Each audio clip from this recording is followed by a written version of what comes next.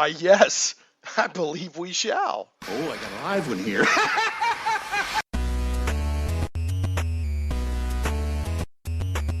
Getting geeky all up in your podcast. It's Shane Plays Geek Talk, a journey into the things we love. I'm your host, Shane Stacks. Thanks so much for pressing play. And as always, I have an excellent, very cool episode for you this time.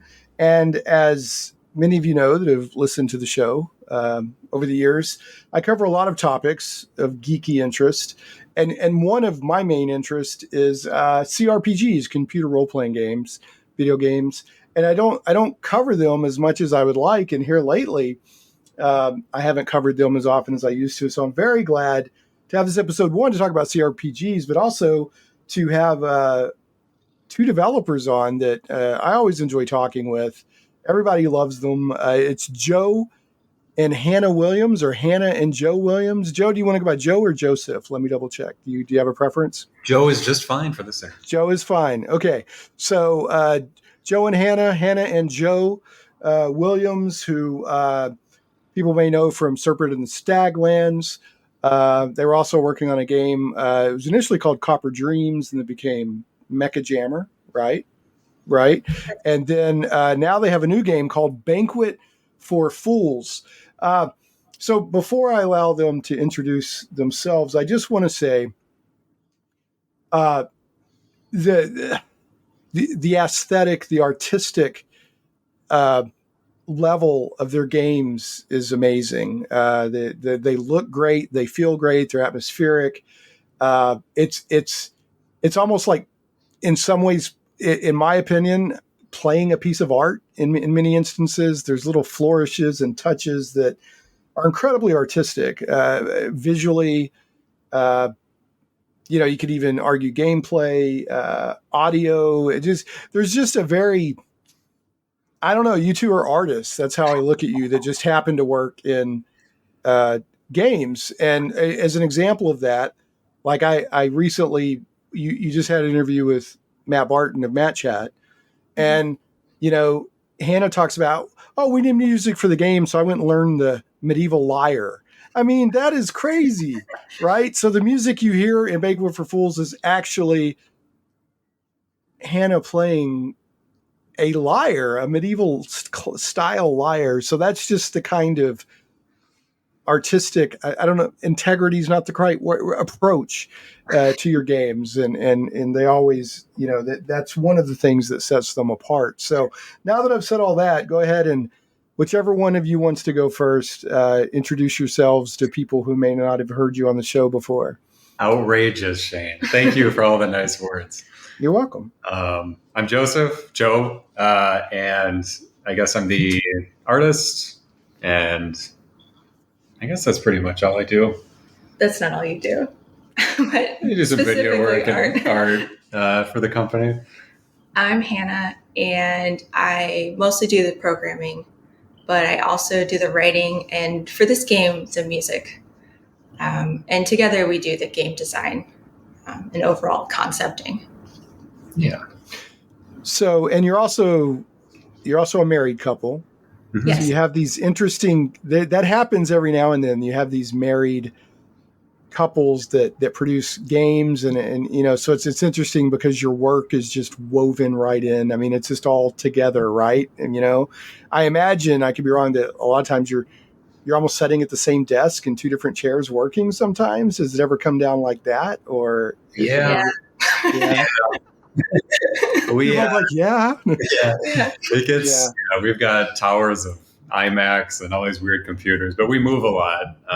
We're city folks, so we like moving around and stuff to different cities. But a lot of those mid moves, or some of the apartments we've been in and stuff, sometimes those computers just get rammed onto the same desk for convenience or space. So yeah, that's fine. So that's interesting. You like to move. Do you have a favorite city that you've checked out? For myself, I would always think Chicago always feels like home.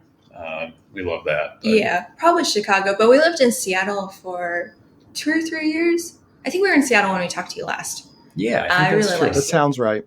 Yeah, that sounds right. Mountains were great. Chicago is where we met, and I'd say we lived there the longest. Yeah, we keep going back to Chicago every few years. Are y'all from Chicago, or did y'all just happen to be in Chicago when you met? We were just there kind of post-college years. I went to grad school there, and you went to college. Yeah, I went to college there, so we kind of met around that time. Mm-hmm. But I'm from Minnesota, from Texas. So. Okay, Minnesota. And you're from Texas? Yeah, that's right. I went to high school in 8th grade in Texas, Wichita Falls, which is... Oh, cool. It's northern Texas. It's it's called Texoma. It's like the Panhandle. Yeah, so it's... And I make it to the Metroplex, the Dallas-Fort Worth Metroplex pretty often. So that's that's cool. It's outside of Dallas. So when you were in Chicago, did either of you ever refer to it as the city of the broad shoulders? Have you ever heard that poem? Yes. Yeah, we've definitely heard it. Heard that. I don't say it too often. I don't know. You might get beat up saying that in Chicago. No. Yeah, right? Yeah. It's like, where are you from? I'm from the city of the broad shoulders. It sounds cool. You get punched. Yeah, that's kind of cool, though. I like that. You get punched. Shut up. No. Elitist, bam! Yeah, right. Right in the nose, right? Chicago's pretty Midwestern still. They're pretty... What we got here, we got us a reader, boys. Yeah. All right, anyway, moving on. So you're more the artistic side, Joseph. So what do you work in? What mediums do you work in? Well, this is the first game I really delved into like a lot of 3D stuff, but I'm more, I guess, used to working in a lot of 2D stuff. I went to school for 2D animation, which, that blew up. But 2D animation's my love, but I really like doing, I mainly am in Photoshop and stuff prior to this game, but I've been really loving making kind of like these new 3D models. I have this 3D coat program that kind of makes them out of voxels that are kind of like this clay thing, and then they can transfer them to 3D meshes. It was a whole process. So I had to learn that, but that's been a lot of fun. And so I've been doing a lot of 3D this time for the last year and a half, 2 years now. So that's been new. So just to, we're mainly here to talk today about your new game, Banquet For Fools, and that is 3D. Or at least huge portions of it. I can't remember if the backgrounds are 2D-ish or not, but I know that a huge part of the game is 3D. So when I say what mediums do you work primarily as a digital artist. Like you don't work on on paper and then move it in the computer. You're a computer artist. Yeah. Mostly it's been a long time, probably since college and stuff, that I did a lot more paper stuff, but I've been pretty digital. Since the start of this company, I'd say, starting more with like pixel art kind of stuff, and then moving on from there. So, as a loving 2D animation, what are your inspirations? Like, what's some of the animation that you love out there? Oh man, I love so many. Like the Miyazaki films are just awesome. Oh my goodness, yeah. That's probably my main love, is any of those. Even the newer ones are fantastic. We just watched Ponyo again recently, and it's just absolutely wonderful. What did you think of the one where his son, and this is the closest we'll come to controversy on the show because I don't do controversy. That was a good start. I know where you're going with this. Yeah, his son did the Earthsea against the wishes of his father. And I thought Earthsea was fine, but it wasn't on the level of like his father's stuff. So, but evidently his father was like, "You're not ready yet. Don't do that yet." And he went and did it anyway. And I heard it caused a rift. So I don't know. Interesting. I don't know anything about that, but I know Earthsea is like a whole thing, isn't it? And he adapted. It is. It's a whole series of books or stories. It's actually, I recommend Wizard of Earthsea, which is the first book. I haven't read any of the other ones. I think it's Ursula. I think it's Ursula K. Le Guin. Is that how you say it? Mm-hmm. It's prose, but it reads like poetry. It's just like really, really worth reading, and it's really good fantasy. So I recommend it. Shifting over to Hannah, you do the programming. You take the design that y'all both work on. And the art and all that, and then you program it. So what do you work in? What do you program in? Well, we use Unity as our engine, and in Unity I use C#. Pretty That's much it. that. Yeah. We make shaders sometimes and some other things that help with graphics because we tend to have, I don't know. Well, like for this game, we're doing pre-rendered backgrounds where we take pictures of 3D scenes and then, we bake out depth maps and normal maps. So they're created 3D, but then they're moved into the game as a 2D background. Okay, Right. yeah, that makes sense. I played through, just so you know, the prologue. And this isn't, I mean, people, I'm not giving anything away. If you go check out the game, it's on Steam right now in early access. There's a prologue, and then at the end of the prologue, you jump to a different, not story, but different time setting maybe. And so I made my characters, and I've run around, explored, there's like a mushroom farm and there's like the barracks and there's the big tree where you can make your own spells. That's about as far as I've gotten so far. Okay. I'll just let people know now. Big tip: if you don't want to get in a fight with the barracks, don't steal from the red chest because a big fight will erupt. Don't steal from people. Don't attack the kids. Just be normal. Be cool. I thought it was interesting. I haven't tried it yet. I've actually got a save so I can go back and try it. Where, like, after the fight started, like this option popped up for me to bribe somebody to end the fight, and I didn't try that yet. So, so you could actually bribe somebody. It's like, okay, I'll pay restitutions while the fight. Yeah.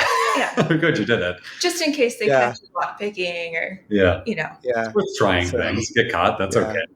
Yeah, we made a little text. Yeah, right. Yeah. I had to, I mean, because right now I'm just playing with it to learn how the game works and all that. It amazes me. I think I've expressed this to both of you before. It amazes me the level of, now every game, because there's math in games, is going to have interactions that causes bugs that needs to be fixed or whatever. That's not what I'm talking about. But just the polish of the feel of the games, and the the scope of the games.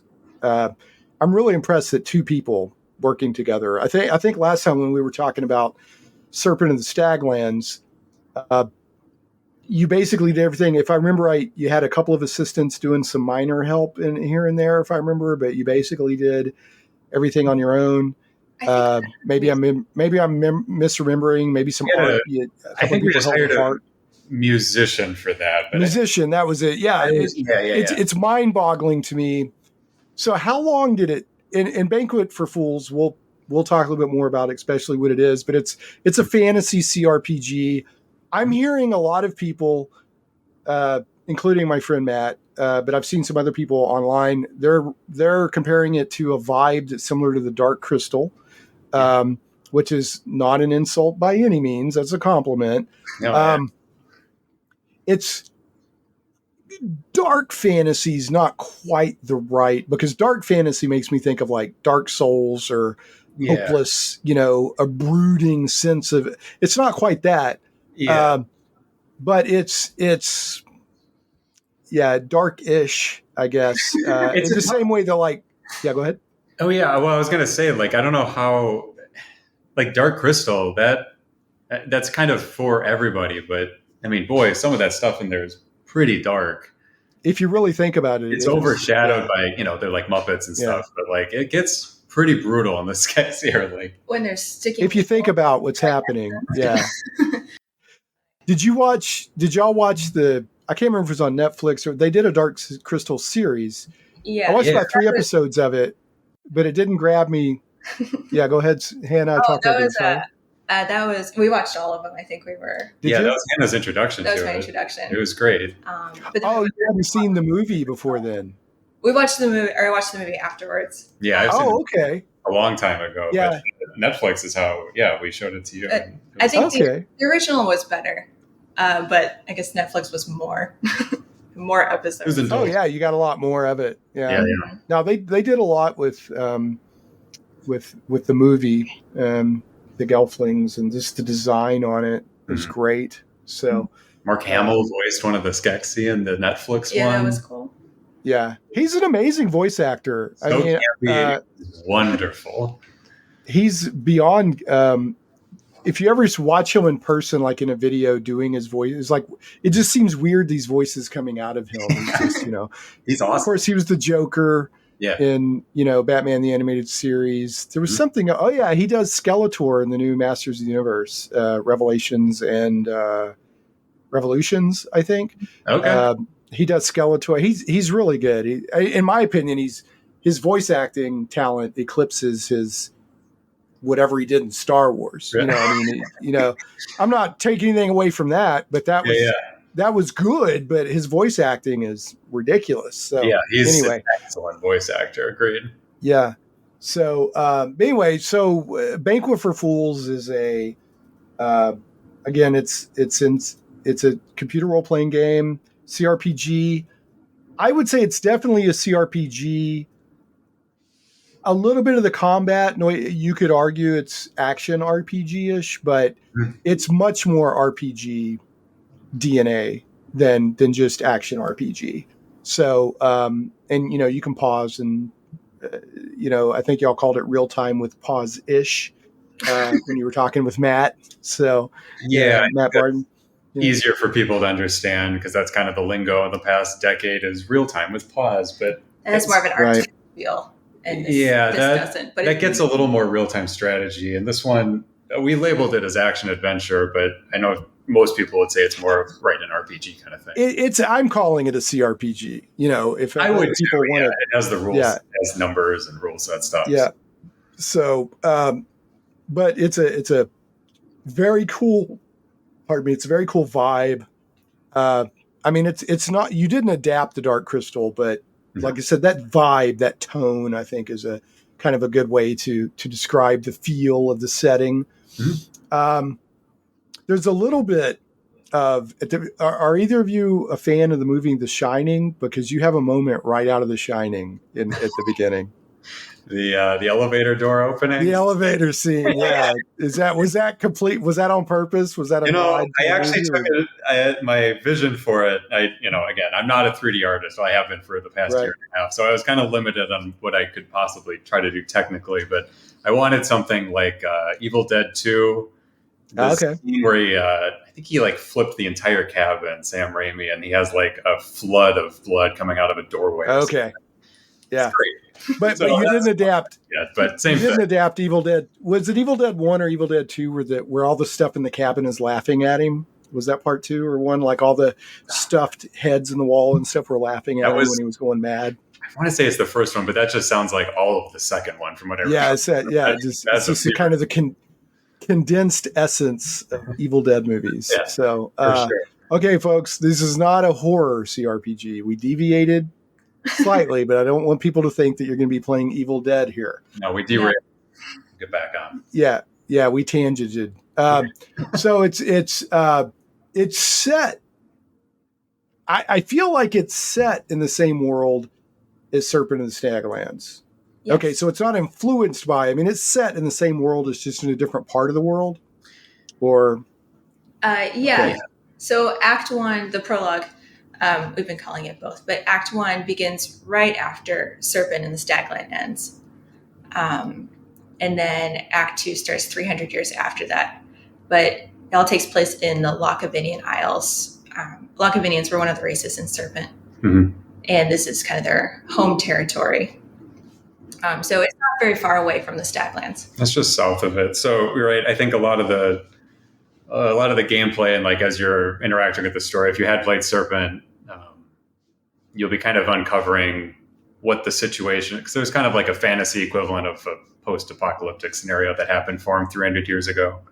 And you're kind of thrown right in the middle of that. And now you're kind of discovering as the player kind of what happened to the Locavinians. And then by the end of the game with the Act 3 little snippet, it kind of ties back into the character you played as in Serpent and the Staglands. And so So it's kind of a bridge game between Serpent and then what we'd like to do next if this is popular and we're able to. This is kind of bridging those two games in a very roundabout way. Well, I feel like people are engaging with the game on Steam. It's currently rated highly, whatever, it's rated well. Yeah. You got good discussion going, people giving you feedback. Yeah. So, so I hope it keeps going well. I feel like personally that more people need to be aware of your games. Like I said, you do cool stuff, and you're not just pushing something out as a money grab. I mean, you're trying to make like art, something that is unique and that is engaging. So let's tell people a little bit, since this bridges off of Serpent and the Staglands. Tell us about the world of Staglands and Banquet for Fools. Like what is it? What is the world? What is it that distinguishes it from, say, the Forgotten Realms or Tolkien or something like that? Sure. This game. I mean, okay. So for Serpent, it kind of started out as kind of almost like a campy Dracula, kind of almost Castlevania-like thing, where we tried to make that a little more grounded and work from there. And we had a lot of like Romanian folklore in there and stuff. And we've kind of taken parts of that, but the world's definitely become its own thing for us, because we've been talking about it for like 9 years now. And we're starting to get those ideas in. And I think in this game, and hopefully the follow-up, we'll be we're letting players explore more exactly what it is. It's supposed to kind of be a mystery right now as to what this planet is that they're on. But okay. There's it's definitely not like humans and elves and orcs and all that kind of stuff. There's 5 playable races that we've had, and they're all kind of, I don't know, I guess they're kind of elf-like adjacent. Yeah, they're elf adjacent. Yeah, they're elf adjacent, except the Yeti. Except for the Yeti. Uh-huh. I don't know what adjacent the Yeti is. He's like a temporary ally to the rest of the Voling, and see what happens. They're created by dryads. They come out of these forests, whole as they are. Yeah. But yeah, I think there's not dwarves, and I guess there's goblins. There's crop goblins, but they just like farmyards. But versus Tolkien, we have our races, and they're on the planet called Vol, and they have these deities they worship, who they think are omniscient, but in this game have gone into hiding. The magic of Serpent and the Staglands, the swirly line, right, cast spells. They no longer can do magic like that because their gods have abandoned them, and now it's. I thought that was interesting that they. You went into that again. I want to give a nod to, because some of what we're going to talk about today is going to lead off of what I heard in your interview with Matt Barton on Matt Chat. But I thought that was interesting. So they had to go find other sources of magic because they lost their magic. Right. So there's still a magic system, but it's not like you're not casting Blood Cocoon from. And I got to say, I love the little swirly. I've always loved the little swirly effect that you had. I noticed in the prologue that's there because I guess the magic hasn't gone away at that point. Right. So yeah, you'll still see it. Good. Yeah, I've always loved that effect. Some creatures can still cast it, but not the Volings, the races you play as. They can't. They're doing.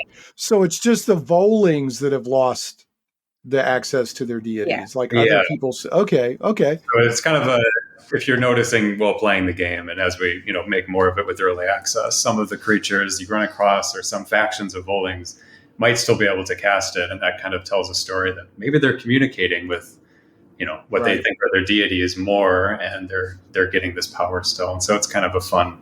I don't know, visual indicator of who has the connection to the gods still and who doesn't. One thing I noticed is that one of the cool things from Serpent and the Staglands, there was a mechanic where you had to draw a picture or a rune or something in order to make something happen. And you kept that mechanic for creating your own spells.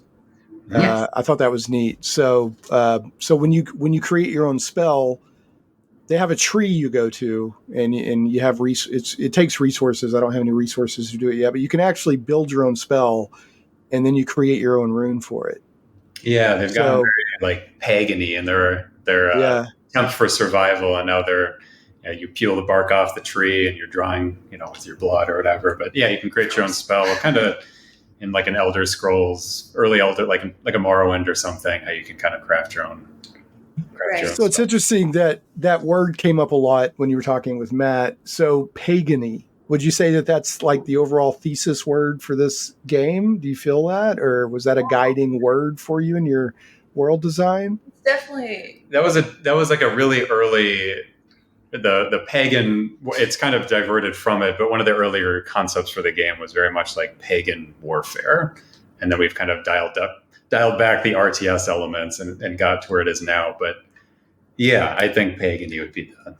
Yeah, I think that's where the Volings are in their current timeline is having 300 years in between having lost their magic, which in a more Bronze Agey world, they were really relying on for some comforts. Mm-hmm. And now they've developed access to the pagan, basically just from the planet, magic coming from the planet, which previously only Paduri witches could do these creepy child-stealing witches, but now the Volings can do it too. But it's much more limited.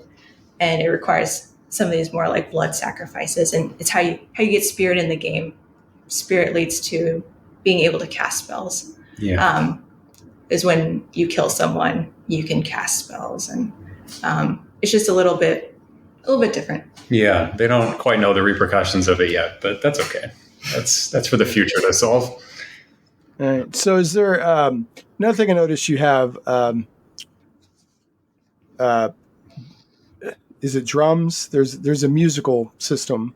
Yeah, there's some instruments you can play: a flute, shepherd pipes, horns, horn. Yeah, a horn. That was it, not drums. Mm-hmm. So you got a horn. So you've got effects you can do, in-game effects with music, or with spell casting. Mm-hmm. Am I missing any other? There's nothing like that would be like a clerical analog, is there? The closest thing to a cleric probably would be the instruments. They operate kind of like if you remember in Serpent, you're pulling out the blood cocoon. A lot of the war book, the skills that we had in the war book would like auto proc. So like at the beginning of combat, it'd fire off, and you'd run forward for rally or something. And now for this game, we transferred that idea to all the instruments, and so you don't actually have to like actively use an instrument like in a turn. They just fire off depending. I noticed that. Yeah, that they just in the prologue, you get a companion that that does that. And I was like, how do I make these? I was like, oh, they're just doing. They're just going to do what they do. I don't have to keep do that anything. flow. Yeah. So, but they have a lot of like party buffs and like curative things for your party and ramping them up. So there's not exactly a healing operator like a cleric, but that's your best way of kind of buffing the party, probably. Yeah. All right. So speaking of the prologue, I do have a major quibble. This may be a complete deal breaker for me playing the game. It's big.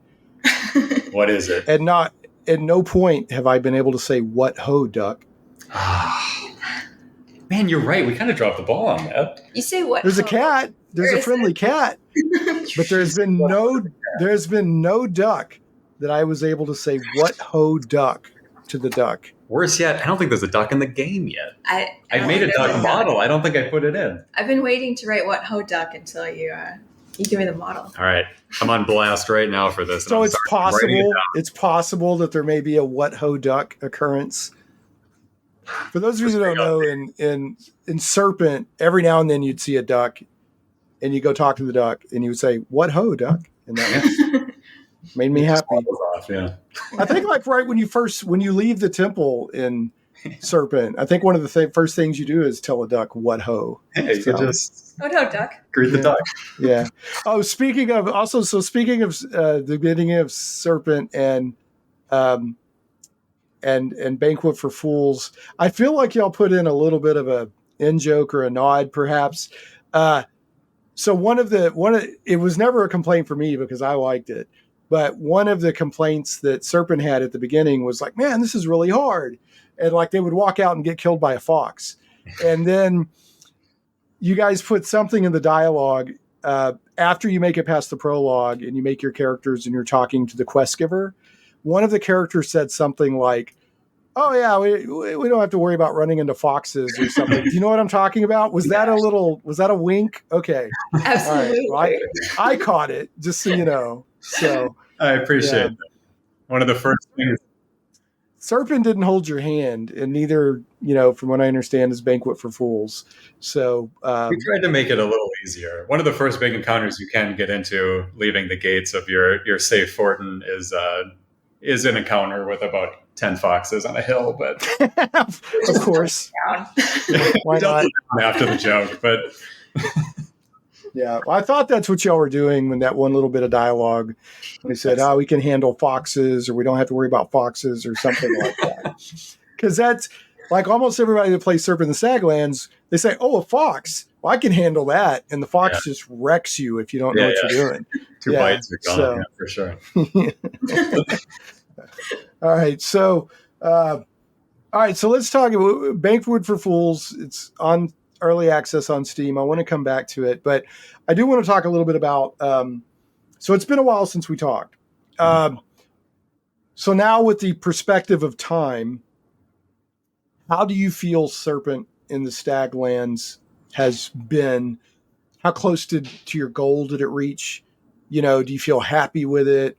How many people do you think you reached with it? That kind of thing. Like as developers, both as personal people, like I'm happy with what I designed, but also as business people who made a product. Like how do you feel about the game now, almost 10 years later?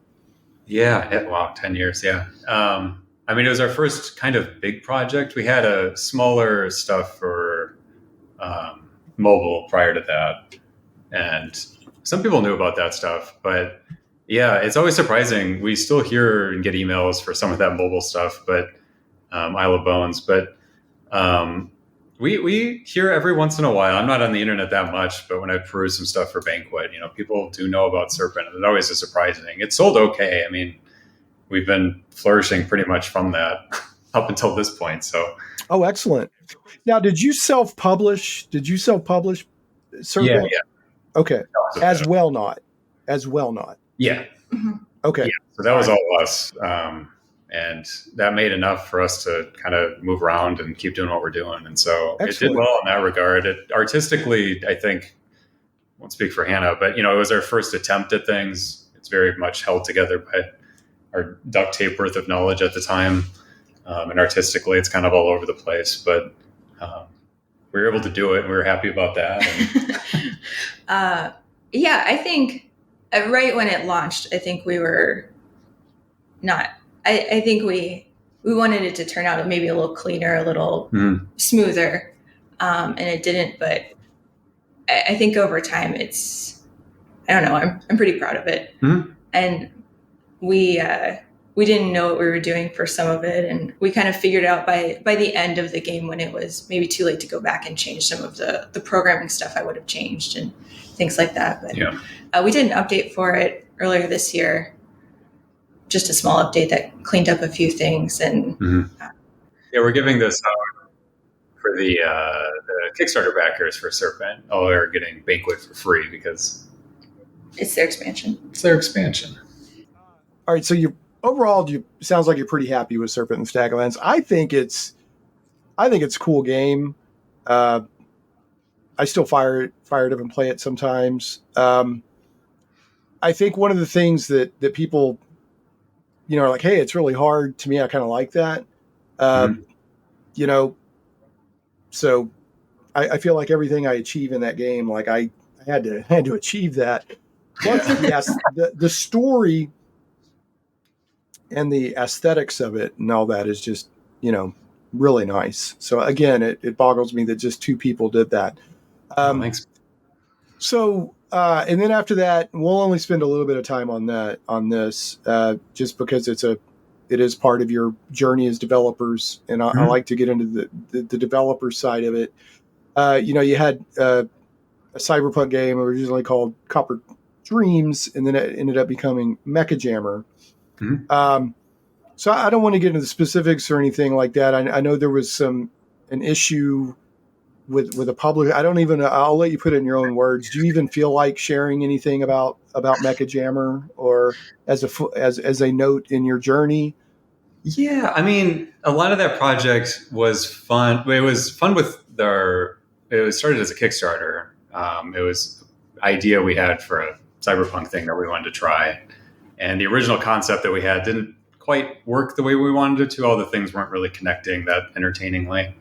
And we had some people test that, and it was kind of lukewarm. And so we kind of just kept getting some more input on it, and we liked people's ideas and we tried them. And for us, it was very artistic and fun, but I think from a consumer level, it obviously looked meandering. And then we finally got to a point where we got a really good, solid foundation for what we wanted to finish the game with, and that's when we changed the name of it. And that was around the time we got the publisher as well. Thinking, well, hey, we could at least release it really clean and everything. And then, sometimes things change from that original idea. And yeah, I think we have a contract. We're not supposed to, we're not really sure what we're supposed to talk about or not, but with the publisher, but it didn't go quite how we expected it to, obviously. Yeah. And then we also couldn't update it when the contract period ended, which was sooner than I think the game needed.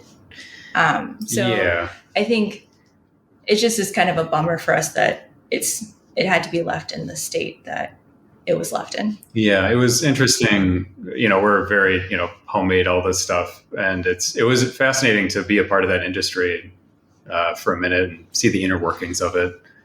For better or for worse, there's, some wonderful people we met and worked with a little bit. But yeah, it's obviously not something we can update anymore. And that's really unfortunate because there's a lot of stuff that we absolutely loved that got into that game.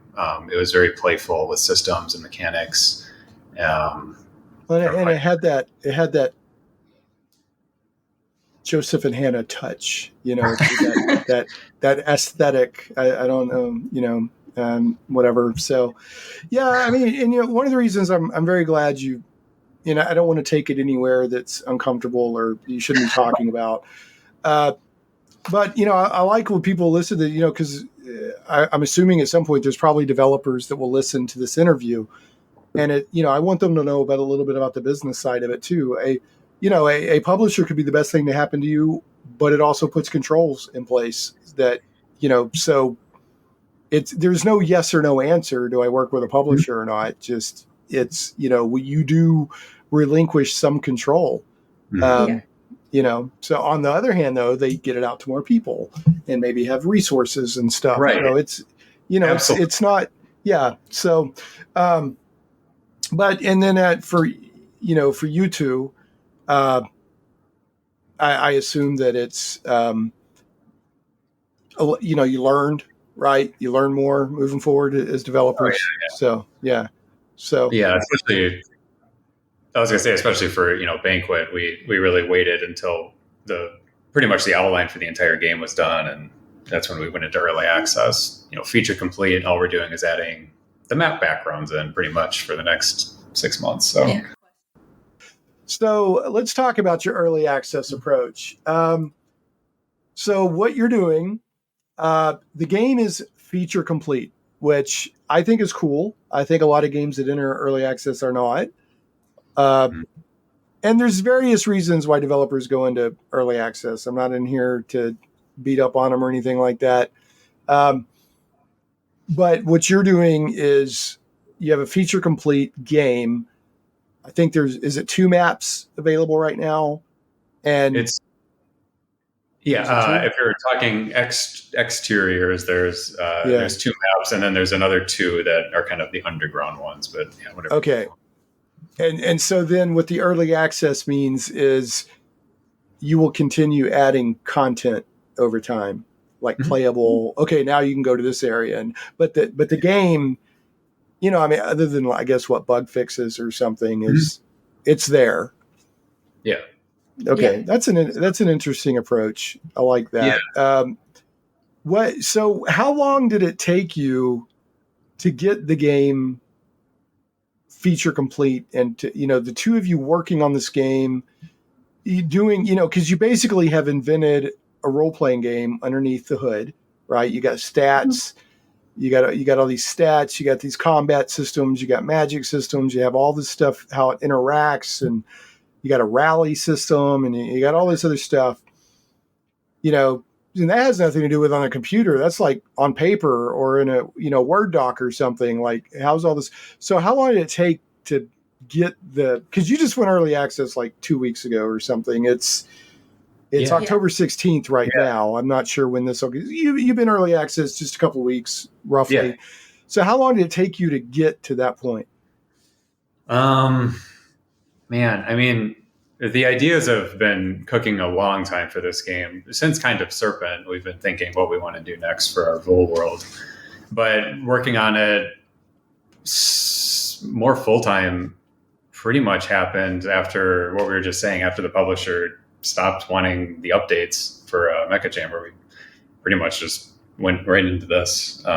That's probably 2 years. It's probably been 2 years. There's obviously been, like I said, I didn't know how to do any of the 3D stuff, and this is a lot more 3D stuff on the programming end too. Getting the pipeline for the pre-rendered backgrounds and all the shenanigans with that. But I'd say the game system, just to be clear, the game system is not Serpent and the Staglands. No. Right. This is a different, same this setting. is totally different. There's no carryover from Serpent. Yeah. But a mountain of notebooks, probably that first half year, figuring out what we wanted to do with the rule set. We want to make it turn-based, real-time. And probably a full, I'd say, year and a half getting this one where it is for the two of us. So this is what I got two questions for you that I got. So as husband and wife, because in a business setting, you can just say, well, I got to make a hard choice here. How do you navigate that as husband and wife when you have a difference of opinion when it comes to your business product? How do you navigate that?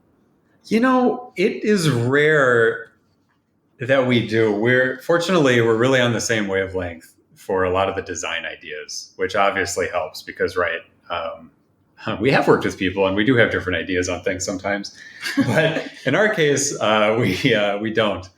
And that has been helpful. I think, a lot of this, I think, is us as artists just trying to be exploring art and how to do things with that. And I guess the environment is much more encouraging and excited when we're able to do the things that we're doing. And I think that fuels us to just work on this stuff as it is. Yeah. I mean, sometimes we have different thoughts on how things should go. Like the way instruments work in this game, we really debated. Yeah, that's true. For a long time. Mm-hmm. If they should be, you should play this song like a spell.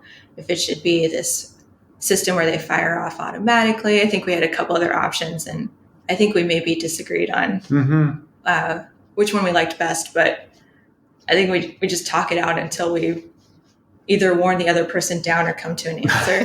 Sounds just like a marriage. Just like a marriage. Yeah. There's a bottle of Svedka back there. You never chased him around the living room with the lyre? Yeah, right. Playing around at him?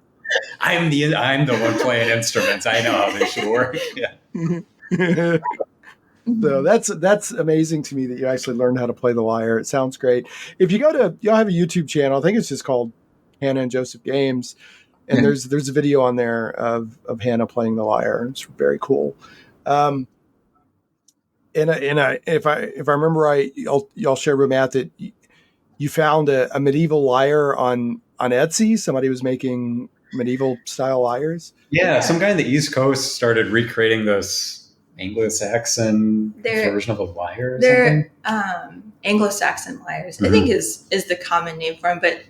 I said this on Matt's, but they were popular in the 5th to 10th century. The specific one, they're kind of tall, and you can flip them sideways and play them like a guitar a little bit because you can strum, but you can also pluck it maybe in the more traditionally how we think of lyres.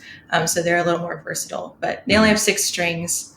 And I think they were mostly popular around Germany, but they've been found in lots of places, some artifacts of them. But they recently got popular.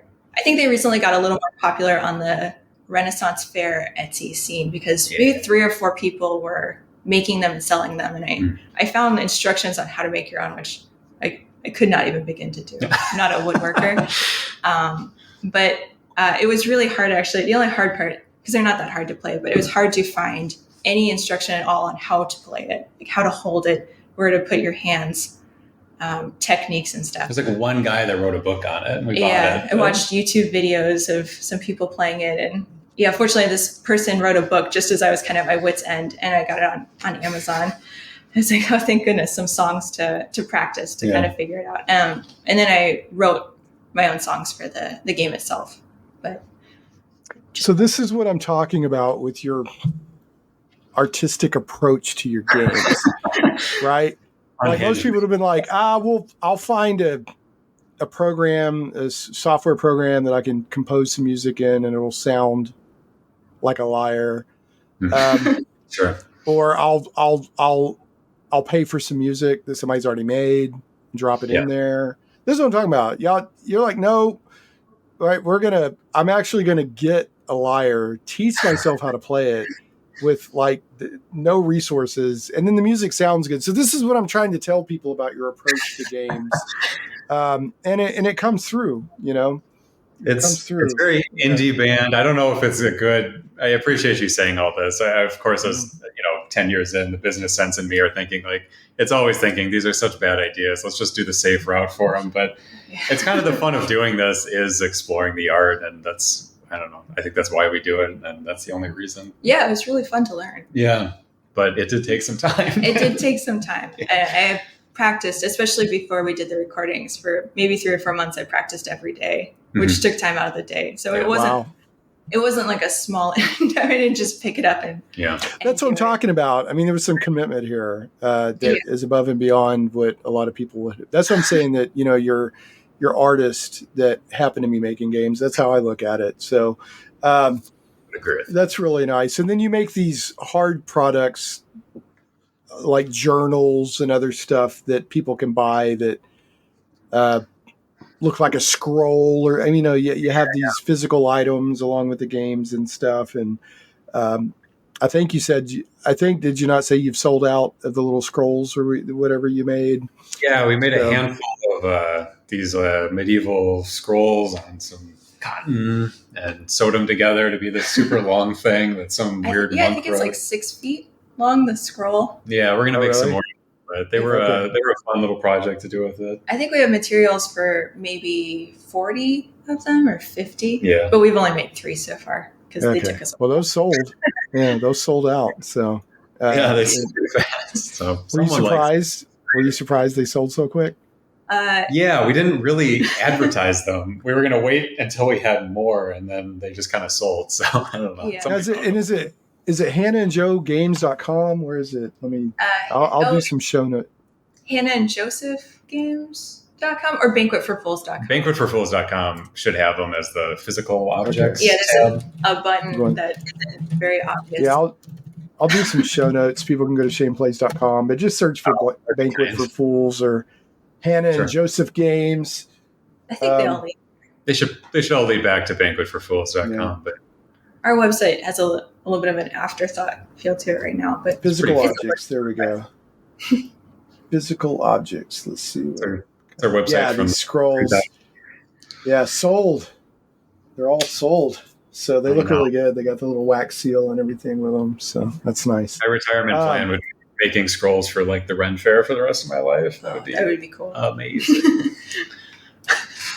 that and so occasionally you'll make a mini game and do the Ren Fair circuit in your set.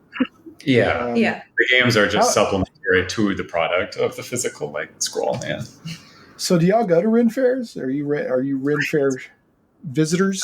I want to go more. We haven't been in Minnesota, and we were excited to try this one out. I know. Our main hardship is we don't have a car because we're city people, and Renaissance fairs are never in the city. Yeah. They're always about a couple hours outside the city. So you could rent a car, but then how do you get drunk? And it's like, I don't know. What do you do? That's the only thing. The whole point's defeated. Yeah. I know, right? Yeah, y'all might bump into Matt Barton and his wife go to those Ren Fairs up around there. So, I don't know how far he's in St. Cloud. I don't know how far y'all are from. Yeah, he's like an hour north of. We're in Minneapolis. He's like an hour north of. Okay. But yeah, he goes to those Ren fairs. So Mm-hmm. he's got, I don't think he wears them to Ren fairs, but he's got some pretty cool steampunk kind of outfits that he wears every now and then. I don't know if it's just on Halloween or not. One thing I did want to mention in transparency, it's not why you're on the show. It's not why I'm saying nice things, but you did provide me a Steam key for Banquet for Fools. So one, thank you. And two, just so people know, full disclosure, I did get a Steam key. I see some pretty active discussion on the discussion forums on Steam for Banquet for Fools. So would you say, are you having more engagement for Banquet for Fools than your previous games, or is it about the same, or like, how do you feel about your community you have right now? This feels like such a dumb thing to say because of course I have to say it, but our community that's been interested in the game and supportive so far has been really awesome because they've had a lot of good ideas, and we entered early access with everything really unbalanced.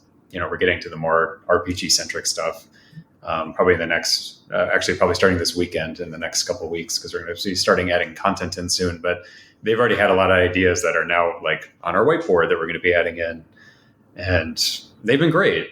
We didn't really know what we were going to be expecting response wise to the game. It's weird.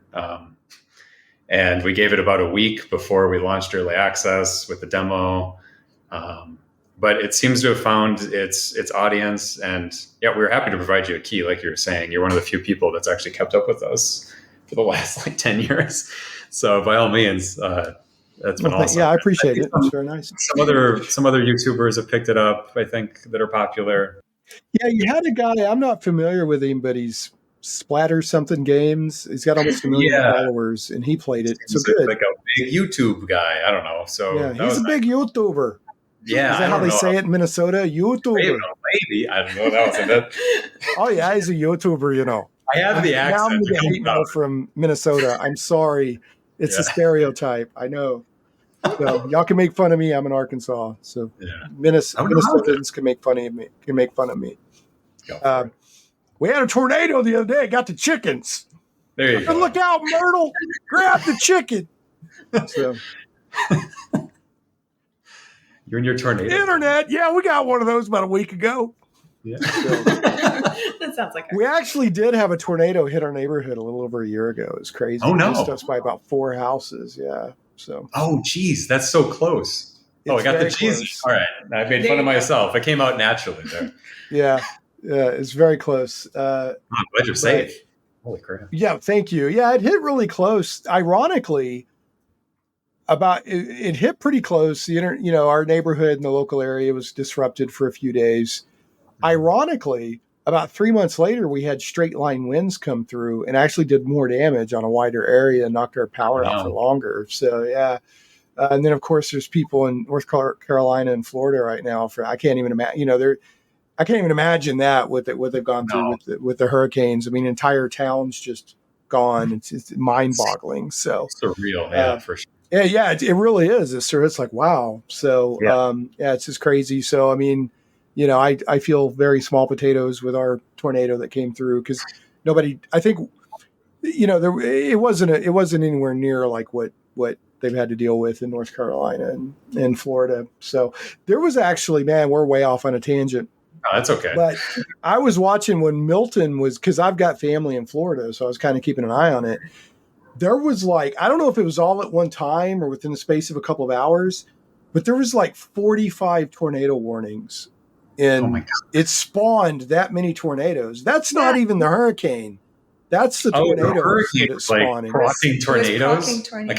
Yeah, because the outer bands are so disruptive that, just spawning tornadoes like 40 is crazy. Yeah, really insane. But anyway, all right, back to games. Yeah, we talk about these post-apocalyptic like fantasy things happening in our world, but it's just like, look at Florida right now. It's worse. Well, no, seriously. I mean, that's true. Yeah. Like there are people on Earth right now that feel like they're in a post-apocalypse because of what's happened. Yeah. Well, but that's also why, and I'm not trying to get all hoity-toity here, but that's also why games and entertainment are important because people need an escape from hard times. For all somebody's in one of these hard hit areas, but they happen to have electricity, and they're playing one of your games. You don't know, so. And I'm not trying to make it more than it is, like this big, but entertainment's important for escapism. Yeah. So gotta have an escape for sure. Absolutely. So, all right, I just got a couple more questions, and then, I appreciate your time so much. So, I did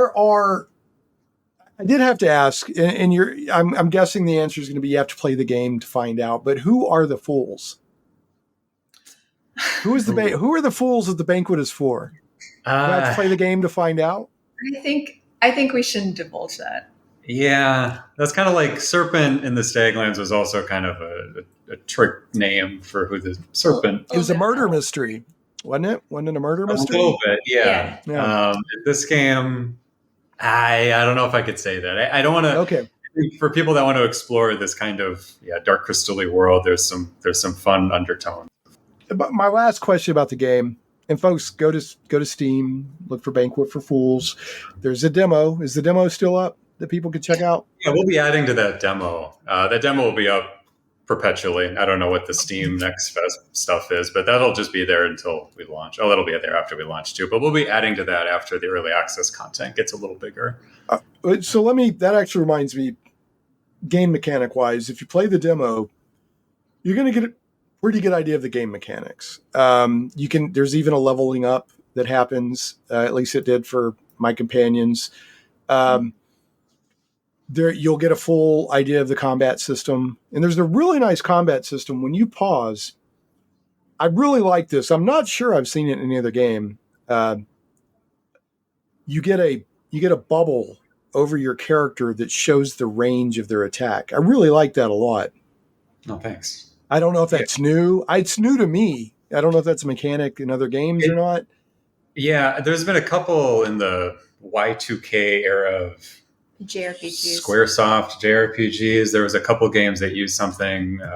Vagrant Story and Parasite Eve kind of did something similar.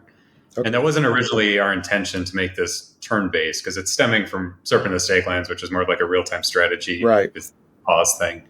And this game, we really wanted to focus this on like your 4 characters. How do we make this so it's not like crazy paced? We didn't want to make something quite like Dragon's Dogma or something. That's kind of similar in different regards, but we didn't want this to be like a full action game. We didn't want to make a full like action RPG either, but we wanted some kind of nice pacing mechanism for combat to be a little bit controlled, and you could flip around. I liked it a lot.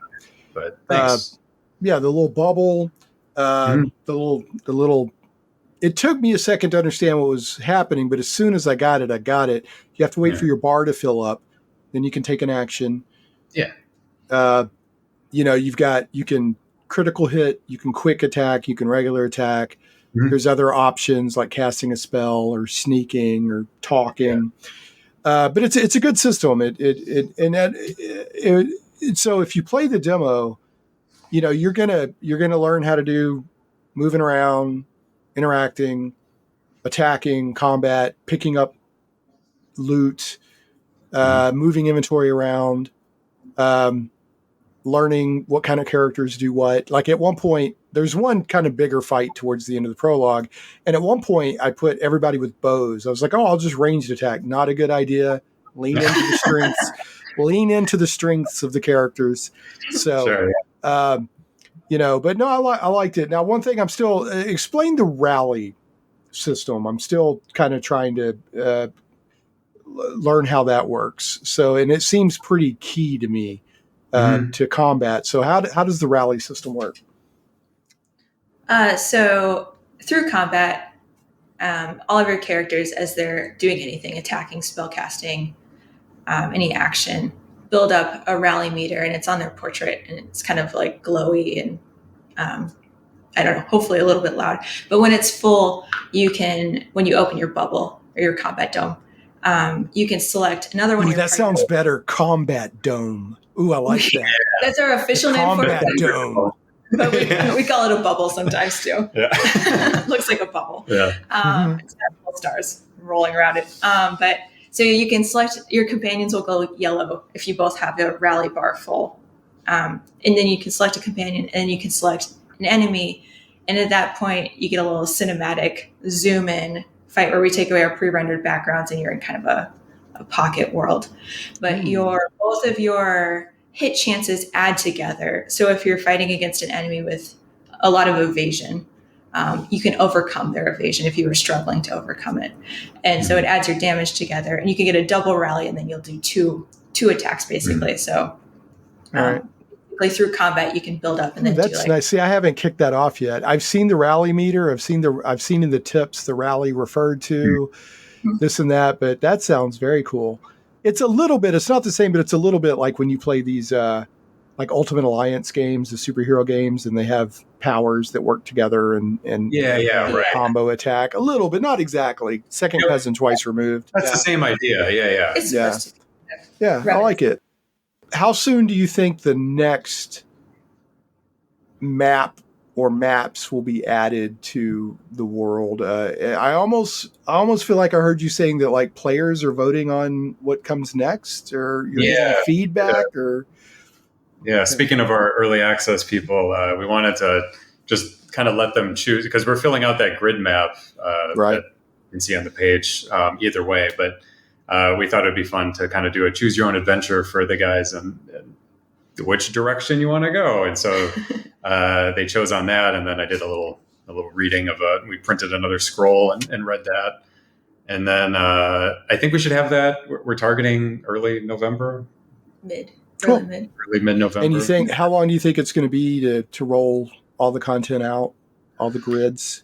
We hope, the last 2 weeks, I think it has just been 2 weeks and a couple of days now, have been primarily just smoothing things out. And then, of course, once this kind of stuff is smoothed out, all the bugs they've helped us find, that'll make everything easier. The pipeline for maps is done. And so we target some mid next year. We expect to have everything done. I think so. Well, I mentioned before, I like the approach, and there's a couple of reasons why I like the approach. One is developers, as business people, it allows you to receive income while you're working on it, but you're giving people a feature complete game. You're not using them basically to. And this sounds bad. If the purchaser is happy and the developer's happy, then it's a happy relationship. So if there's other games that like you're basically paying the people to beta test because you like the game and you want them to keep going, and if they're happy with that, then I ain't got no problem with it, right? You go for it. I'm not here to beat up on anybody, but in this case, you're like, look, this game is complete. We're just going to keep adding sections of content. And I think that's a very cool approach. The other thing I like about it, at the stage of life I'm in now, I love being able to play it for a while, then take a break and wait for the next content to come. Because I'm not a college kid or mid 20s with just all that time on my hands anymore. So I kind of like that model anyway, because that way I'm like, oh, I got to get to the game. It's like, no, it's I'm waiting on it. So I think it's a cool approach. Now I know a lot of people probably won't like it for that same reason. Most people just want to, they want to just dig in and go. But it's hard for me to do that, and it's been hard for me to do. I'm a dad, and married dad, working, all that. So it's hard to just do. So I kind of like those built-in breaks, but. We've heard. Go ahead. People say those same kind of sentiments that have played it. They wanted to make sure the game could happen to the best it can, and they said, you know what, I'll check this out again early next year or something when it's more close to completion. It's like, that's great. Thanks for the support, man. Yeah, it works well. Cool. And you should be able to do that. The way we're doing the maps, we're very much like starting at our two we have here and working our way outward. So you should be able to pick it up and carry on with your adventure. We never know if there's like a right way to do early access. This is our first time using it with Steam, the distributor, but I don't know. It seems to be working. I know early access can go sideways a lot, and but it seems like this is the way of doing it. I don't know. I think where early access can go sideways, like you know what your game is. Mm-hmm. Some people get into early access and they're a little bit fluid on what the final game's going to be. And then sometimes listening to customer feedback can steer you down a direction that's not good for your game. Even though it may seem like it. And then also eventually, I think early access can kind of blow up in your face. Like, dudes, you guys have been early access for 4 years. At a certain point, when is this? You got to stop saying, well, you got to be patient with us because we're early access. Like, at a certain point, when is the game the game? And we expect a certain level of bug fixing and polish. So, and I get it. I get it. There's one game my friends and I played. We enjoyed for a long time. It was in early access, and there was a lot of bugs. And they were adding new content and new areas to the game without fixing the bugs. I get it. They're trying to bring revenue in. They're trying to do all this, but at the same time, fix your bugs. So I think that's where early access can get kind of weird, right? Yeah. So with something like having all the functionality in, we thought it would be the absolute safest bet to say like, hey, obviously this first couple of weeks have been, fixing all this stuff, but hopefully after all that's fixed, it's just, let's make sure it stays fixed and then move on to some maps and then make sure all that's clean and just move on from there. So it should be, that sounds boring, but it should be somewhat formulaic, safe in a business sense. It should be somewhat formulaic to completion. Mm-hmm. We're going to try to make it entertaining for everybody in the community, but yeah, if you have listeners that are interested, we'll be probably updating that demo by the end of the year, by Christmas, with some more stuff. And we'll probably have more to show off too. So yeah, because there's a chance this won't drop till November. Okay. So I've got one episode waiting to go, and then you're next. Okay, So, cool. But I have one final question about the game. Okay. All right. And I think it's cute. It kind of reminds me when I used to play The Sims. That little mumble language the Sims have? Yeah. All right. So in the game, anytime somebody talks, it's like, so is that like Joseph mumbling and then played backwards? Is that exactly what it is? Me too. Yeah. I do the female voices. We're hoping to get some additional people. Shane, So could I can't pay you. I don't have any money. No, I'll but be a voice. I don't mind being a voice for you. Sure, could you that's just fun. say the alphabet and then we'll just take that? Yeah. We just have the letters in, like we said A, B, C, but we kind of tried to muffle it a little bit. Yeah, I then morph it around with some audio software. But They Yeah, fire- I'll be a voice for you. Absolutely. That's fun. that would be the best. Yeah, that's fun. No, Someone it with a- sounded to me like I thought it was like Joseph going, blah, blah, blah, blah, and then y'all playing it backwards. That's what I thought you were doing. Oh, some of it is. Yeah, we have like some Paduri children that have some weird stuff like that and some weird other creatures. Yeah, Yeah, we did all the voices for it. No, do it. So you just need me going A, B, C. Yep. Like, what do you want? No, Literally. I'll do that for you. Yeah, I'll do that for you. Yeah, Oh, yeah, man. that's fine. You're going to save it. Thank you. Can I be the BBEG? But, Bad evil guy? yeah. No, I don't want to be the big bad evil guy. Ooh, I want to be the duck. You're going to. I have it written down, Shane. It's on a sheet of paper. No, I want to be the voice of the duck. Yeah. Duck, and he's going to go blue, blue. Yeah. So. All right. I'm gonna let y'all go. Thank you so much, and I'll send that to you. I will. I'll record. I think that would be totally. I'll remind fun, you. So. I'd love it. Yeah, Thanks, that'd be great. Yeah, I'm happy to do that. But any final thoughts?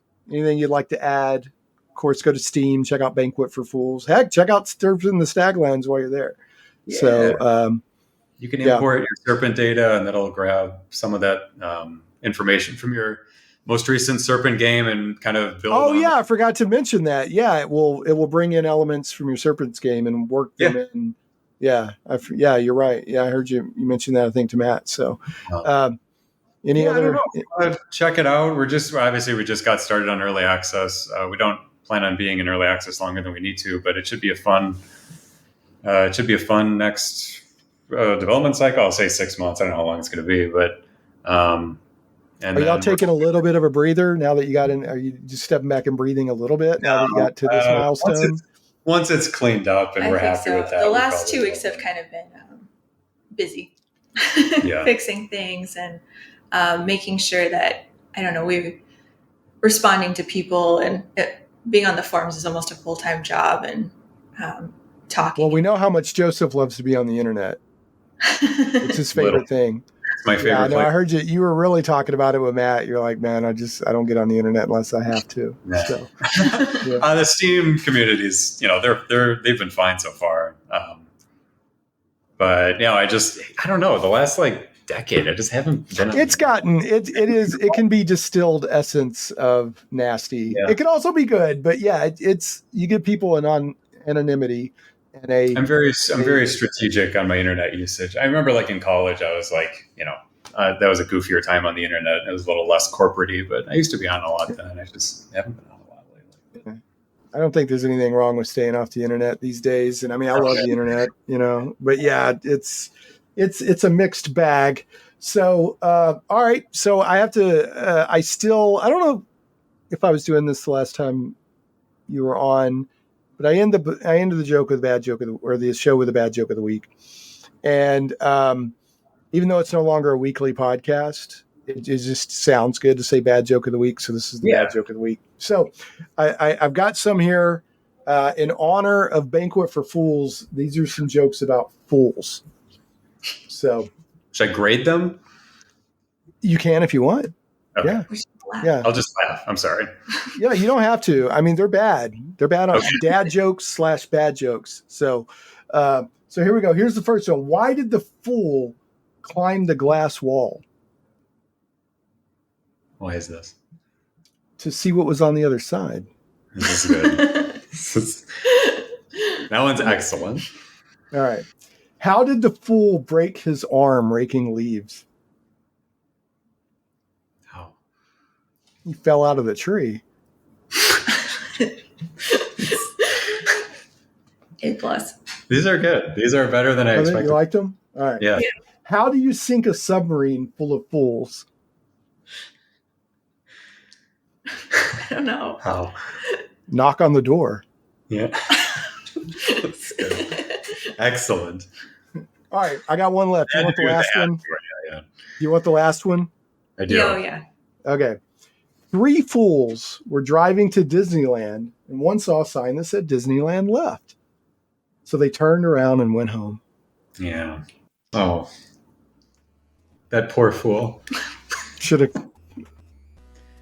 quit while I was ahead. Just gave you 3. That last one didn't hit as good. Well, I actually prefer it when there's that quiet, uncomfortable silence because of how bad the joke is. No. That's actually what I'm going for. So it took me 4 jokes to get to that. As always, it's been a pleasure talking with you both. It's been Hannah and Joseph of Hannah and Joseph Games. So check out Banquet for Fools. You can go check out the demo, get the early access on Steam. Hope you make it to a Ren Fair soon. And And are you gonna do a performance? Are you gonna busk, Hannah? Are you gonna set up a hat and busk with your lyre at the Ren Fair? Do they allow people to busk? I have no idea. I don't think so. But I think I would be too nervous. Yeah. You'd be too nervous to rock your lyre in front of. I mean, that would be sick. Maybe by next year. Oh yeah. Okay. I don't know where we'll be, but yeah, it'd be good. Well, thanks for having us, Shane. Yeah, definitely. Thanks for making time to come on. Wish you all the best with the game and your future endeavors. And everybody else, we will catch you next time on Shane Plays Geek Talk. Thanks so much for listening to Shane Plays Geek Talk. I certainly hope you enjoyed this journey into the things we love. For your convenience, show notes with helpful links for each episode can always be found at shaneplays.com. You can catch the podcast in several places, including on the blog at shaneplays.com, iTunes, Google Play Music, Stitcher, Podbean, Amazon Music, Verbal, YouTube, and more. If you like what you hear and would like to support Shane Plays Geek Talk, you can do so for as little as $1 per episode on Patreon at patreon.com/ShanePlays. Thanks again for listening, and we'll see you next time. Stay geeky, my friends.